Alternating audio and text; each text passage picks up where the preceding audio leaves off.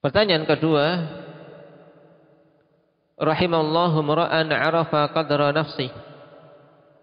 Apakah yang disebutkan di atas termasuk hadis Nabi dan bagaimana penjelasannya? Kalimat tersebut akhwani fillah masyhur. Na'am, rahimallahu mura'an 'arafa qadra nafsi. Semoga Allah Subhanahu wa taala merahmati seseorang yang mengetahui kadar dirinya. Cuman kalimat ini akhwani fillah, na'am, tidak kita dapati tertulis dalam kitab-kitab hadis. Sebagaimana juga ditegaskan oleh para imam seperti Syekh Ibnu Baz rahimahullahu taala. Na'am, beliau mengatakan, la a'rifu annahu hadis. Aku tidak tahu bahwasanya itu suatu hadis. Na'am. Demikian pula Al-'Allamah Ibnu Utsaimin rahimahullahu taala, beliau mengatakan, la a'lamu lahu aslan. Aku tidak mengetahui itu ada asalnya dalam kitab-kitab hadis. Jadi kalimat tersebut kita tidak mendapati sanad dalam kitab-kitab hadis. Cuman dari isi makna bagaimana? Dari isi makna sahih. Nah, dari isi makna sahih. Nah, dikarenakan seseorang ketika mengetahui kadar dirinya, dia akan tunduk kepada Allah Subhanahu wa taala. Akan tawadhu. Kita tahu kadar diri kita seorang hamba. Berarti apa? Ya, dia akan melaksanakan apa-apa yang Allah perintahkan, dan ini sebab seseorang untuk mendapatkan rahmat. Nah, karena kalimat tadi bisa dimaknakan khabar, juga bisa dimaknakan doa. Rahimallahu mura'an 'arafa qadra nafsih. Semoga Allah merahmati seseorang yang mengetahui kadar dirinya. Atau dalam bentuk khabar berarti apa? Allah merahmati orang-orang yang mengetahui kadar dirinya, dan ini maknanya juga hak. Maknanya hak. Kenapa? Karena seorang yang tahu kadar dirinya, dia akan bersikap tawadhu. Tidaklah orang ujub, demikian pula orang takabur, kecuali dikarenakan dia tidak tahu kadar diri sendiri. Setiap orang yang tahu kadar dirinya, dia akan apa? Akan tawadhu, tunduk kepada kebenaran, tunduk kepada aturan Allah Subhanahu wa taala dan Rasulnya. Ini penting untuk diketahui. Nah, berhubungan dengan ini juga yang ditanyakan setelahnya, na'am, berhubungan dengan athar Fudail Ibn Iyad rahimahullahu taala.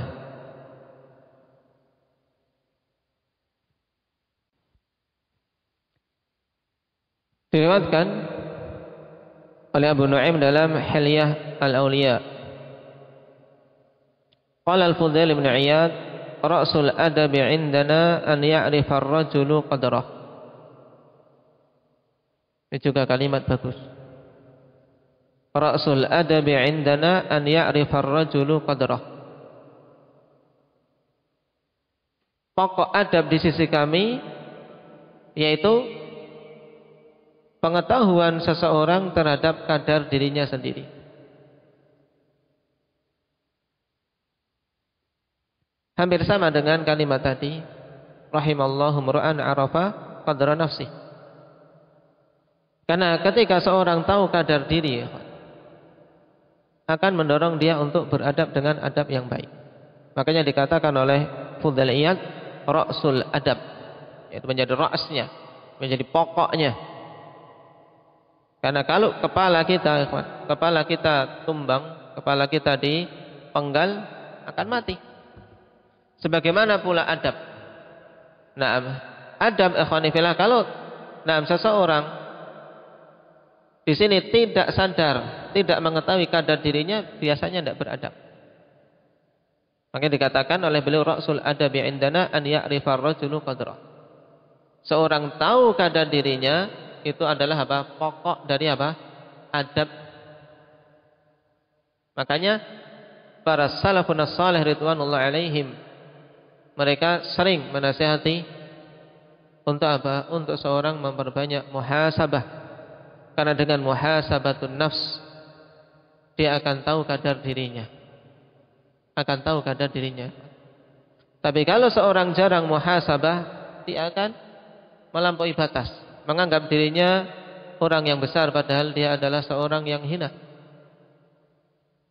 Kalau kita perhatikan athar-athar yang datang dari para sahabat yang mulia, Khulafaur Rasyidin contohnya, Abu Bakar, Umar, Uthman, Ali, bagaimana muhasabah mereka, ya ikhwan? Naam, subhanallah. Taib Umar dalam sebuah riwayat, naam, beliau satu kali masuk ke suatu kebun dan ternyata di luar situ, di balik tembok ada Anas bin Malik radhiyallahu anhu. Tidak sadar Umar di sana ada orang, dan Umar mengatakan, taib, mencela dirinya sendiri. Amirul Mukminin, ya. Dalam artian kamu dipanggil Amirul Mukminin, siapa kamu itu? Jika engkau tidak bertakwa kepada Allah Subhanahu wa taala, maka sungguh engkau penghuni neraka. Itu yang semisal itu. Dalam artian dia cela dirinya. Untuk menundukkan, untuk seorang sadar kadar dirinya, dan itu didengar Anas bin Malik yang akhirnya diriwayatkan kepada kita. Itu pemimpin tertinggi kaum muslimin. Mereka inilah manusia-manusia yang beradab. Ketika apa? Ketika paham tentang kadar dirinya. Ini penting, kan? Banyaknya muskilah di zaman-zaman ini, berbagai macam fitnah yang muncul karena apa? Hilangnya ra'sul adab ini, pokok dari adab. Karena apa? Manusia jarang yang sadar tentang kadar dirinya. Maka muncul mutasyabbi' bima lam yu'ta. Orang yang sok memiliki padahal tidak punya sebenarnya. Sehingga muncul imam jarh wa ta'dil yang sembarangan menetapkan jarh. Kemudian muncul hal-hal yang lain, muta'alimun, ya, orang-orang yang sok berilmu, tampil di internet, ya, di media-media sosial dan seterusnya. Juga celaan kepada para ulama dan yang lainnya. Semua itu kalau kita perhatikan, ya, karena luput darinya ra'sul adab yang dikatakan oleh Fudail bin Iyad. Dan lebih dari itu semua, kalau kita perhatikan semua jenis kemaksiatan yang ada di muka bumi, karena apa? Luput darinya perkara ini. Kalau semua manusia sadar kadar dirinya, kawan, tidak akan berani bermaksiat. Kenapa? Karena diri kita ini semuanya bisa hidup, bisa berjalan di muka bumi, bisa bernapas, bisa melakukan apapun karena nikmat dari Allah. Kok bisa-bisanya dia bermaksiat? Kenapa? Karena tidak tahu kadar dirinya. Kita makhluk, kita hamba Allah Subhanahu wa ta'ala. Makanya ini kalimat yang bagus, ya. Selain tadi, cuman kalau kalimat tadi, rahimallahu mra'an arafa qadra nafsih wallahu a'lam.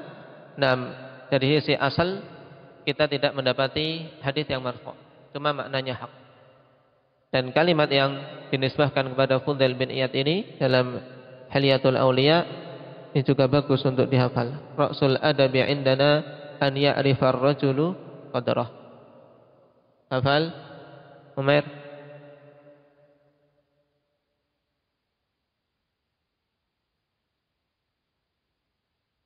Naam, ahsanta.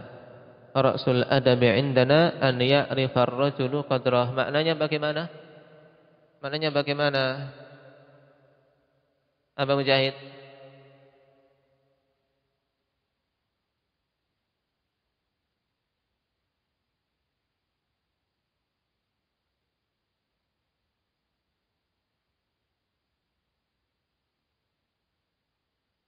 Nah, yaitu pokok dari adab di sisi kami adalah seseorang mengetahui kadar dirinya.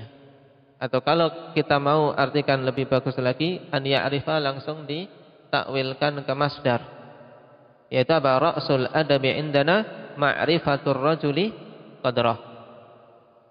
Nah, pokok dari adab di sisi kami adalah pengetahuan seseorang terhadap kadar dirinya sendiri. Maka kita mengharap pada Allah Subhanahu wa taala untuk bisa menjadi mereka-mereka itu, ikhwan, yang tahu kadar diri. Nah, kadar diri kita, nah, sebagai penuntut ilmu, ya kita betul-betul semangat menuntut ilmu. Jangan melampaui batas. Nah, memposisikan pada hal yang lain. Nah,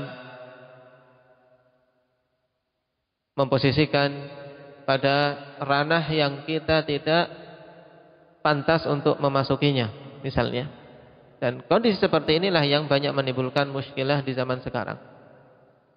Nah, komentar-komentar yang terkadang sebenarnya tidak pantas muncul dari penuntut ilmu, akhirnya menimbulkan fitnah dan seterusnya. Allahul musta'an. Nas'alullah at-taufiq was sadad.